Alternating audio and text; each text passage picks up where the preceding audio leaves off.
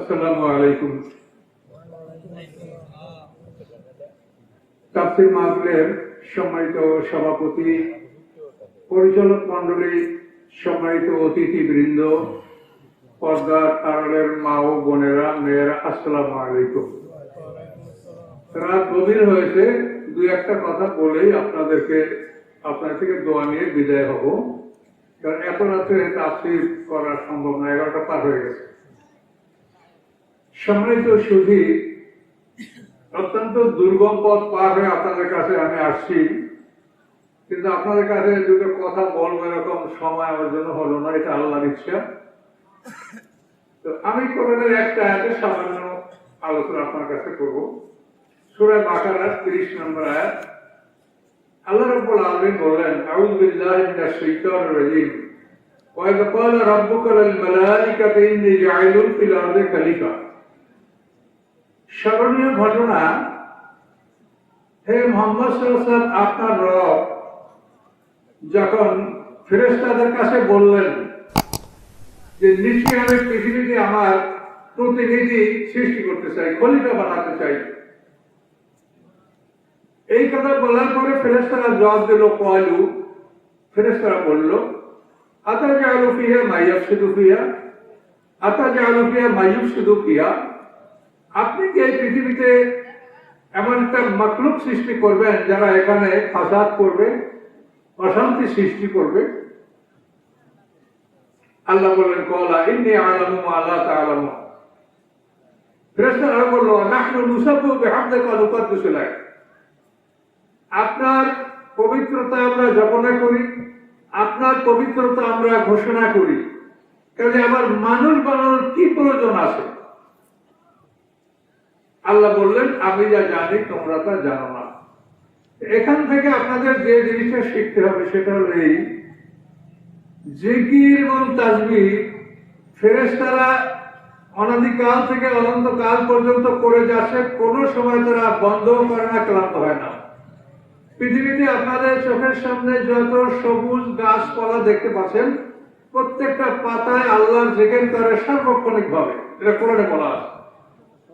তুসাব্বিহু লাহু সামাওয়াতু সাব'উ ওয়াল আরদু ওয়া মান ফীহিন্না ওয়া মিন শাইইন ইল্লা ইউসাব্বিহু বিহামদিহি ওয়ালাকিন লা তাফকাহুনা তাসবিহাহু।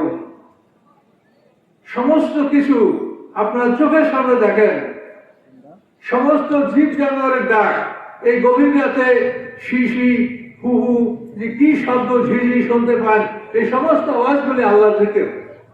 একমাত্র কোরআনে বলা হয়েছে গাধার ডাক, এটি আল্লাহর জিকির নয়। গাধার ডাক ছাড়া পৃথিবীর সমস্ত প্রাণীর আওয়াজ এটি আল্লাহর জিকির।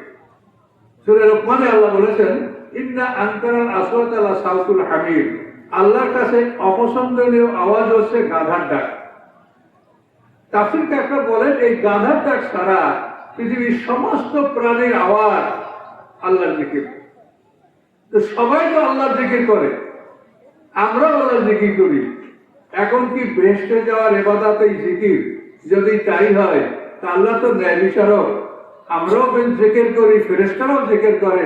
আমাদেরকে জিকির করার জন্য বেহেশত দিবেন, ফেরেশতাদেরকে দিবেন না, এটা কি ন্যায় বিচার হতে পারে? কি বলেন? পারে না। তাহলে এখানে আপনি কি বুঝবেন? আল্লাহর কি কোনো অভাব আছে? তিনি কোন বললে ফায়াকুন, কোন ফায়াকুন, এটা বললেই হয়ে যাবে। কাজে আল্লাহ তো বেহেশত দান করতে কোনো কষ্ট হওয়ার কথা না। তা আল্লাহ তাআলা ফেরেশতাদেরকে জান্নাত দিবেন না, গাছপালাকে জান্নাত দিবেন না, আমাদেরকে দিবেন কেন? এখানে আপনাকে জানতে হবে যে বেহেশতে যাওয়ার ইবাদত শুধু জিকির আজকার নয়, বেহেশতে যাওয়ার জন্য আপনাকে আরো অতিরিক্ত কিছু কাজ করতে হবে। সেটা হলো আপনাকে ওই আয়াতে আল্লাহ বলেছেন খেলাফতের দায়িত্ব পালন করতে হবে। আপনি খলিফা, খেলাফতের দায়িত্ব, এই পৃথিবীতে শান্তি শৃঙ্খলা আপনি বজায় রাখবেন, পৃথিবীতে আপনি ন্যায় বিচার প্রতিষ্ঠা করবেন, অন্যায়ের বিরুদ্ধে সংগ্রাম করবেন। আপনাকে এই সমস্ত কাজ করতে হবে, আমর বিল মারুফ নাহি আনিল মুনকার, এই সমস্ত দায়িত্বগুলি আপনাকে পালন করতে হবে। এগুলি পালন করার জন্য আপনার জন্য আল্লাহ জান্নাত মঞ্জুর করেছেন। জিকিরে কোনো মানুষ জান্নাত পাবে না। নবী রাসূলরা পৃথিবীতে দুইটা জিনিস নিয়ে এসেছে, হুয়াল্লাযী আরসালা রাসূলাহু বিল হুদা ওয়া দীনিল হক।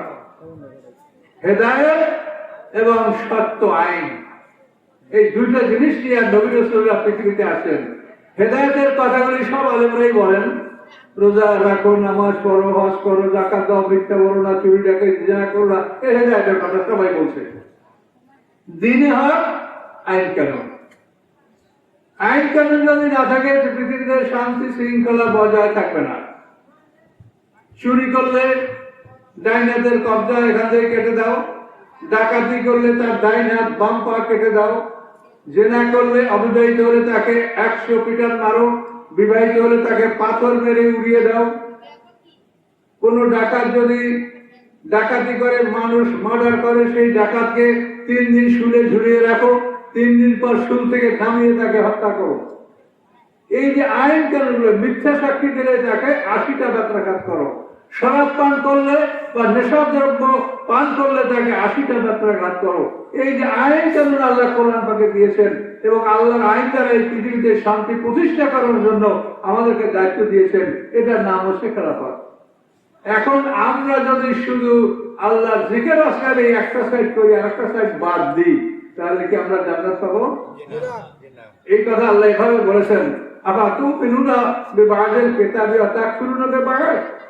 তোমরা কি কোরআনের এক অংশ মেনে চলবে, অন্য অংশকে কি তোমরা অস্বীকার করবে?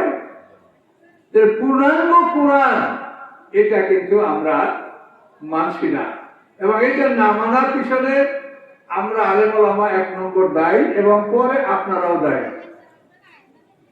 এলেম শিক্ষা করা ফরজ। বাপমার দায়িত্ব হলো 7 বছর বয়সে সন্তানদেরকে নামাজ শিক্ষা দিবে, শরীয়তের জ্ঞান দান করবে। 10 বছরের মধ্যে তাকে পূর্ণাঙ্গ জ্ঞান দিতে হবে ছেলে মেয়েদের, এগুলো বাপমার কর্তব্য। যদি বাপমা না করে, ওই সন্তানরা বড় হওয়ার পরে নিজ দায়িত্বে তার এলেম শিক্ষা করে নেওয়া, এটা ফরজ।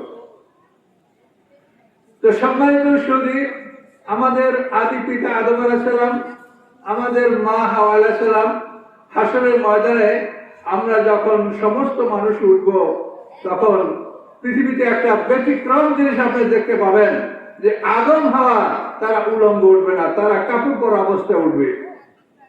দলিল কোরআনের আয়াত। কোরআন পাকে আল্লাহ বলেছেন, কামা বাদাকুম তাউদুন, যেভাবে তোমাদেরকে প্রথমবার সৃষ্টি করা হয়েছে, দ্বিতীয়বার তোমাকে ওভাবেই সৃষ্টি করা হবে।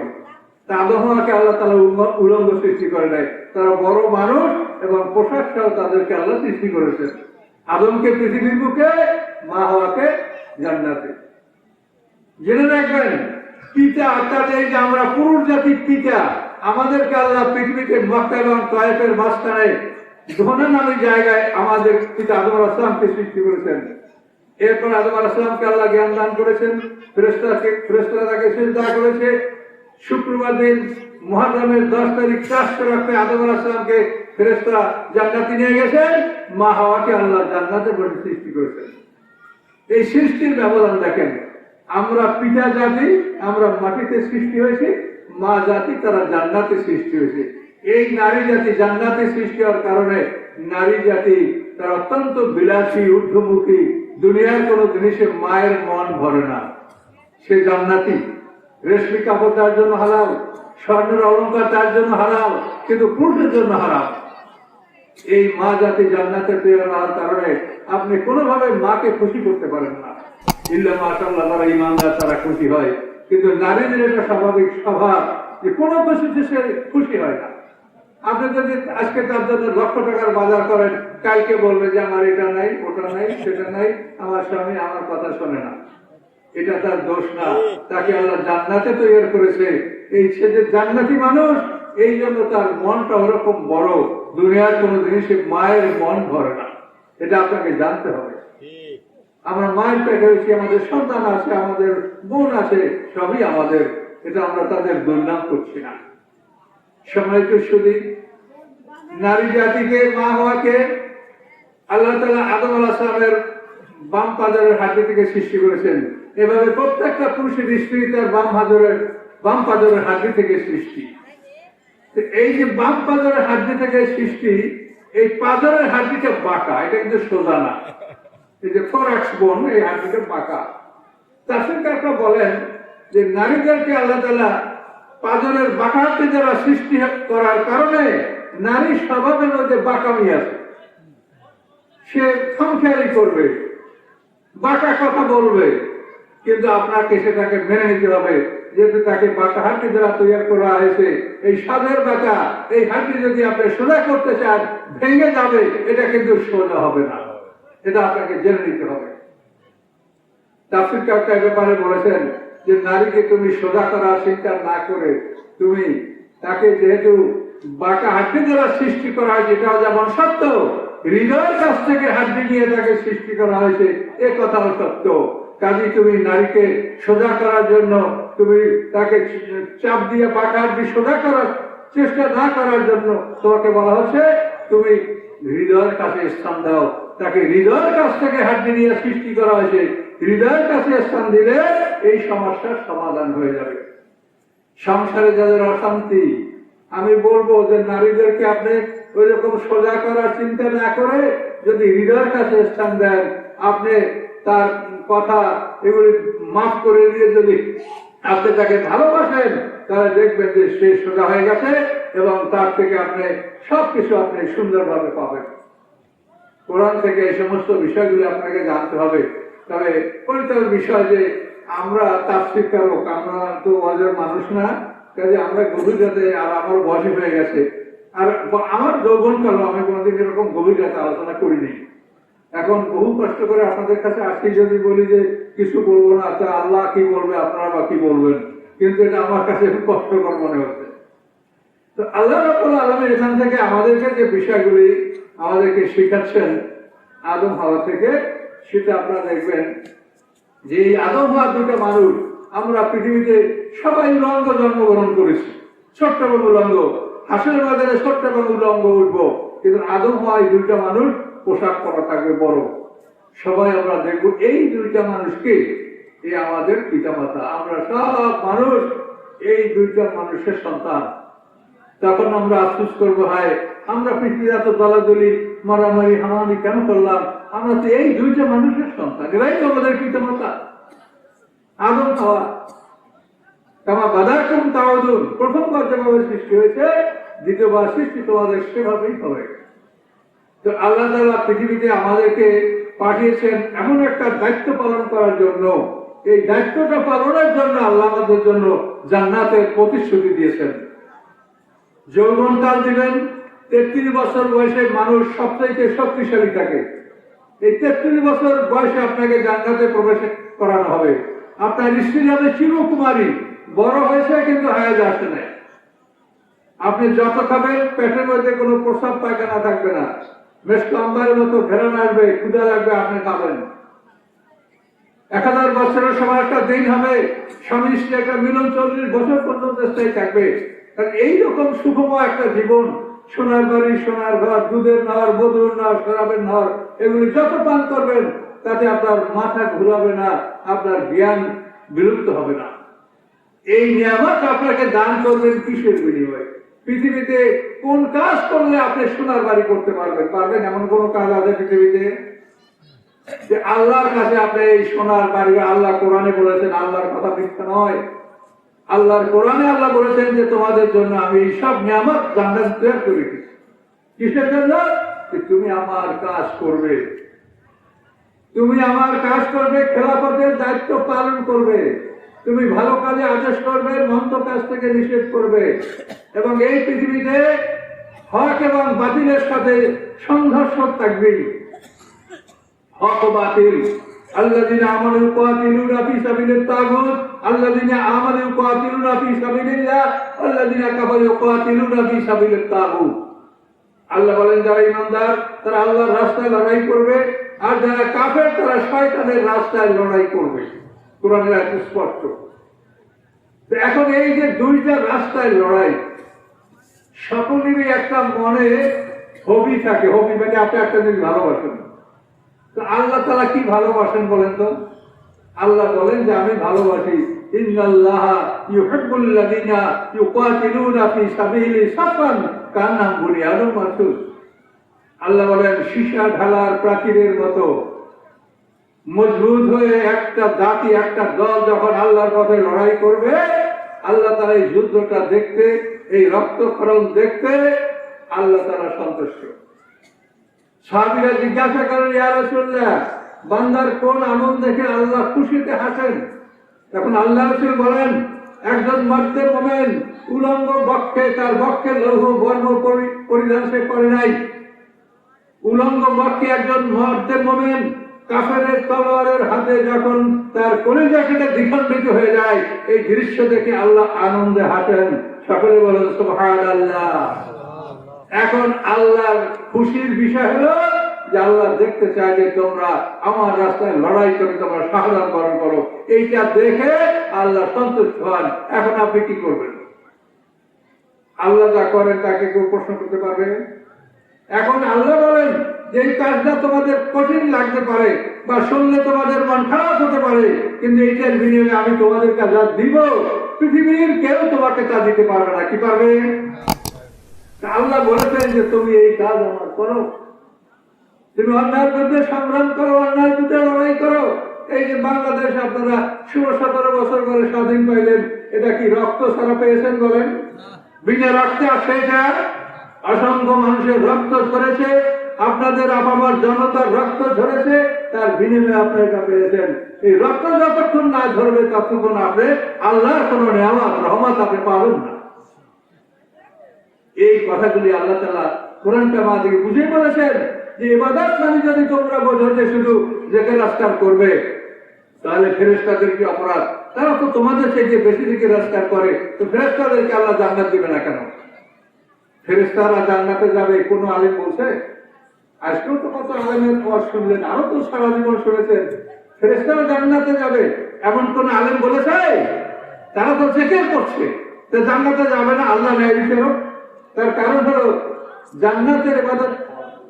জান্নাতের ইবাদত হচ্ছে এই সবগুলি মিলিয়ে। আপনি জিকির আজকার করবেন, এটাও করবেন, কিন্তু এটা এক সাইড অর্ধেক, আর এই অর্ধেক হলো আপনি দিন কায়েমের জন্য সংগ্রাম করবেন। উভয় কথাই কোরআনে আছে। কারণ এই জন্য এই জান্নাতে যেতে আমাদের উভয় দিকের আমল এটা আপনাদেরকে করতে হবে, এবং এইটা আমরা আলেম ওলামা আমাদের সমাজ এটা আমরা চেপে গেছি, আমরা এটা বলতে পারছি না।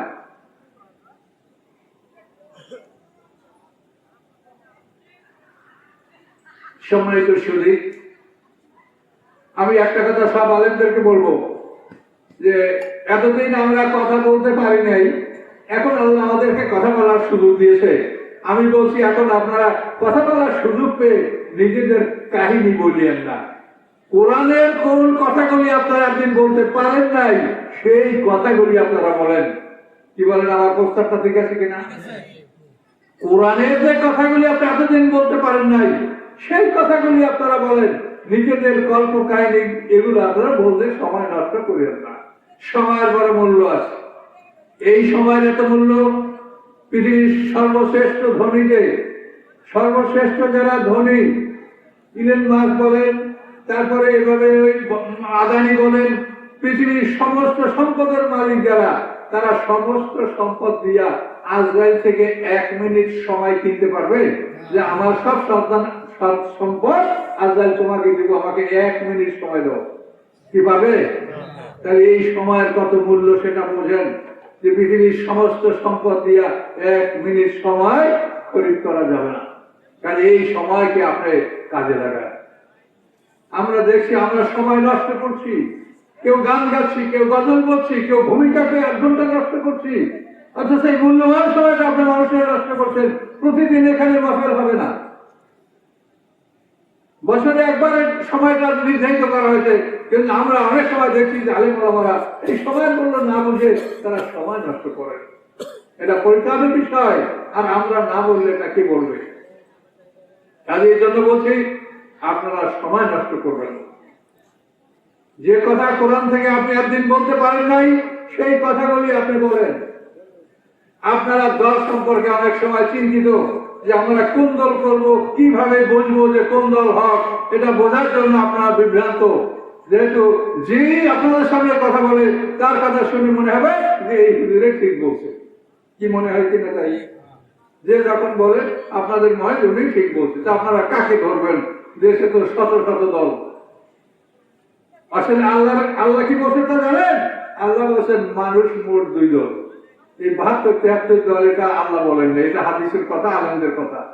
আল্লাহ বলছেন সূরা তাগাবুনে, দেখেন, হুয়াল্লাযী খালাকাকুম ফামিনকুম কাফির ওয়া মিনকুম মুমিন। হুয়াল্লাযী, তিনি সেই আল্লাহ যিনি তোমাদেরকে সৃষ্টি করেছেন। তোমাদের প্রথম দলটা কাফের, দ্বিতীয় দলটা মুমিন। কাফেরের সংখ্যা বেশি, এই জন্য আগে বলা হয়েছে। সূরা তাগাবুনের 2 নম্বর আয়াত দেখেন। পৃথিবীর মানুষ 2 দল, মুমিন এবং কাফের, এছাড়া কোনো দল নাই। আপনারা 73 দল কেন বানান? যে লা ইলাহা ইল্লাল্লাহ বলে সে মুমিন, ত্রুটি থাকলে বিচার আল্লাহ করবে। কিন্তু আপনি তাকে মুমিন ছাড়া অন্য কিছু বলবেন না। আল্লাহ রাসূল হাদিসে কঠিন ভাবে বলেছেন, মান ক্বালা লা ইলাহা ইল্লাল্লাহ লা তুকাফফারু বিযামবিন, যে লা ইলাহা ইল্লাল্লাহ বলে কোন পাপের কারণে তুমি তাকে কাফের বলিও না। আল্লাহ তো বলেন নাই? আল্লাহ তো সেই কথা বলছেন, তোমরা 2 দল, মুমিন এবং কাফের। মানুষ হলো 2 দল, মুমিন এবং কাফের। কাজে এই 2 দল মানুষ দেখেন, মরার পরে মানুষ থাকবে ইল্লিন এবং সিদ্দিন, 2 দলের 2টা জায়গা। বিচারের পরে মানুষ থাকবে 2 জায়গায়, জান্নাত এবং জাহান্নাম। এই 2 দল ছাড়া তৃতীয় দলের কোন জায়গা আল্লাহর কোরআন কিতাবে নাই। মানুষ মোট 2 দল। তাহলে আপনারা হক বাতিল কি চিন্তা করতে পারছেন? মানুষ মোট 2 দল, মুমিন এবং কাফের। তাহলে হক বাতিল বোঝার জন্য আমি একটা পরামর্শ আপনাকে দিব, এটা দিয়ে আমি কথা সমাপ্ত করব। আপনারা আমার কথা শোনার জন্য ইউটিউবে আমার হাজার হাজার বক্তব্য আছে। কোরআন শরীফের প্রথম থেকে শেষ পর্যন্ত সমস্ত তাফসীর দেয়া আছে। আমার ছোট ছোট বই আপনাদের জন্য কিছু নিয়ে আসি। আমার আলাদা বই, ওখানে 10টা বই আমার বেরোয়েছে নিয়ে আসি। রাসূলের জীবনী লিখছি, তা নিয়ে আসি। আমি 30 পারা কোরআনের তাফসীর লিখেছি, তাফসীরুল লতি। আমার তাফসীর ইনশাআল্লাহ সারা পৃথিবীতে, লন্ডনে, আমেরিকায়, জার্মানি, অস্ট্রেলিয়ায়, সারা পৃথিবীর জ্ঞানীরা আমার তাফসীর সংগ্রহ করছে ইনশাআল্লাহ। আপনারাও পড়েন, তো আপনারা উপকার পাবেন। এই আল্লাহর পথে আপনারা অর্থ ব্যয় করেছেন, তো ভালো কাজ করেছেন। আল্লাহর পথে আপনারা কোরআন, হাদিস, এই তাফসীর এগুলো আপনারা কিনেন, পড়েন, এর থেকে আপনারা জ্ঞান পাবেন। আমি আপনাদেরকে এই সময়ের মধ্যে কতখানি ইসলামের কথা বলতে পারবো। তা আমি আপনাদেরকে সত্য দল চেনার জন্য একটা কথা কোরআন থেকে বলবো, যেটা বলার পরে আপনি সত্য দল চিনতে পারবেন। কোরআনে শয়তানের একটা চ্যালেঞ্জ কোরআনে উল্লেখ আছে সূরা আরাফে। সেখানে শয়তান বলেছে, লাকুদান্না লাহুম সিরাতাকাল মুস্তাকিম। ইবলিস বলে যে আল্লাহ, আমি অবশ্যই আপনার সিরাতাল মুস্তাকিম, জান্নাতে যাওয়ার যে রাস্তা, এই রাস্তাটার উপরে আমি বসে পড়ব। বসে আমি কি করব? সুম্মা লাআতিয়ান্নাহুম মিন বাইনি আইদিহিম ওয়া মিন খালফিহিম ওয়া আন আইমানিহিম ওয়া আন শামাইলিহিম ওয়া লা তাজিদু আকসারাহুম শাকিরিন। শয়তান বলে, আমি হে আল্লাহ, আপনার জান্নাতে যাওয়ার যে রাস্তা সিরাতাল মুস্তাকিম, পৃথিবী থেকে জান্নাত পর্যন্ত রাস্তা সিরাতাল মুস্তাকিম, ওই রাস্তা আমি বসে তাকে সামনে থেকে আক্রমণ করব, পিছন থেকে আক্রমণ করব, ডান দিক থেকে আক্রমণ করব, বাম দিক থেকে আক্রমণ করব। ওয়ালা তাজিদু আকসারাহুম শাকিরিন। ফলে আপনি আদম সন্তানদের অধিকাংশ পাবেন অকৃতজ্ঞ। আপনার শুকর করবে না তারা, আপনার নিয়ামত খাবে আর আপনার বিরুদ্ধে কথা বলবে। কথা বলতে পারছেন? এখন শয়তানের সামনের আক্রমণ হলো, শয়তান বলবে যে তোমার সামনে যে তুমি শোনো জান্নাত জাহান্নাম আছে, কিছু নাই। এটা হলো সামনের আক্রমণ, সামনের থেকে আক্রমণ করা। পিছনের দিকে আক্রমণ করা হলো, এই দুনিয়ায় তুমি যা দেখো, ধন সম্পদ, বাড়ি গাড়ি, নারী, এগুলি সব উত্তম জিনিস, তুমি এগুলি নিজের মেহনত করো, থাকো। কেমন করে 5তলা 10তলা বাড়ি করবে, সুন্দর নারী বিবাহ করবে, এগুলি তুমি পৃথিবীর ধন সম্পদ, জমি জমা কেমন করে করবে, মাছের ঘের কেমন করে করবে, গরুর পার কেমন করে করবে, এই পিছনে মানে আপনার পৃথিবীর দিকে তার আকর্ষণ সৃষ্টি করে দেওয়া, এটা পিছন থেকে আক্রমণ। ডান দিক থেকে আক্রমণ হলো আল্লাহর আইন কানুনের সমালোচনা করা। আল্লাহর আইন ভালো না, নাস্তিকরা বলে আল্লাহ অঙ্ক জানে না, তা আল্লাহ তাআলা মেয়েদেরকে ঠকিয়েছে, পুরুষদেরকে জিতিয়েছে। আল্লাহর আইন বর্বর আইন, চোরের হাত কাটবে, ডাকাতকে ডান হাত বাম পা করবে, কাটবে, তারপর ডাকাতকে ছুলে বিদ্ধ করে হত্যা করবে, এই সমস্ত বর্বর আইন। এভাবে আল্লাহর আইনের সমালোচনা করা, এটা হলো ডান দিক থেকে আক্রমণ। এই আইনগুলি বর্বর আইন না। আমি সামান্য সময় আপনাকে কিভাবে তাফসীর করবো এই আইনগুলি যদি সমাজে থাকে, চুরি বন্ধ হয়ে যাবে, ডাকাতি বন্ধ হয়ে যাবে, বড় বড় আইনটা, চুর হাত কাটা লাগবে না। শুধু আপনি আইনটা করে রাখেন হাত কাটা, তবে দেখবেন আর চোর নাই, স্বর্ণের দোকান খোলা রেখে নামাজ পড়তে যেতে পারবেন। কাজে এই আইন মানে যে মানুষের হাত পা কাটা হবে তা না। এই আইন থাকলে হাত পা কাটা বন্ধ হবে, চুরি বন্ধ হবে, হাত পা কাটা কাটতে হবে না। এটা আল্লাহর কৌশল, এটা আপনার আমার কথা, আল্লাহর কথা। কাজে মানুষ এগুলো বোঝে না। এই জন্য কোরআন থেকে এই বিষয়টা বলতে টাইম দেখে কেমন হলো আল্লাহর আইনকে সমালোচনা করা। কিভাবে বলবো আপনাকে? বলেন আল্লাহর আইন কি জানেন? একটা মানুষ যদি খুন হয়, তো নিহত ব্যক্তির অরিষ্যা যদি বলে যে আমি রক্তের মূল্য নিব, তখন কাজী রায় দিবে যে খুনি আসামি তাকে 100 গরু অথবা 100 উট অথবা 2000 বকরি এটা দিতে হবে। 100 গরু দিতে হবে। নিহত ব্যক্তি মারা হয়ে গেছে, তার ছেলে নিয়ে আত্মীয় স্বজন তারা পাবে 100 গরু, 40টা দুধের গাই আর 60টা হালের গরু, 40টা গাভীর উটনি আর 60টা বড় 5 বছর বয়স্ক উট। এটা একটা খুনের বিষয়, এটা আল্লাহর কোরআনে আছে। কিন্তু আপনার ফৌজদারি আদালতে কি আছে? আপনার বাবাও মার্ডার হয়েছে আর মামলা করতে করতে আপনার শেষ, এছাড়া কিছু আছে? আর আল্লাহর আইনে আছে যে আপনি 100 গরু অথবা 100 অথবা 2000 বকরি পাবেন। এবং এইটা যে খুন করছে আসামি, তাকে 3 বছরের মধ্যে এটা আদায় করতে হবে, তাকে 3 বছর সময় দেওয়া হবে। এটা আল্লাহর বিধানে রয়েছে। আল্লাহর আইন যে কত সুন্দর, আপনারা শুনলে অবাক হবেন। আমরা সেগুলো বলি না। আমাদের মাঠের গিলে হলো গান গজল, মানে যাত্রার বিকল্প। মানে যাত্রা পার্টি যেরকম যাত্রা করে, আমরা এই মাহফিল দিয়ে সেইখানে আমরা গান গাই। আর গান শুনলে যুবকরা তরুণরা মজা পায় যে হুজুরি খুব ভালো গান, নাউজুবিল্লাহ বলেন। এগুলি ঠিক নয়, কোরআনের কথা বলেন।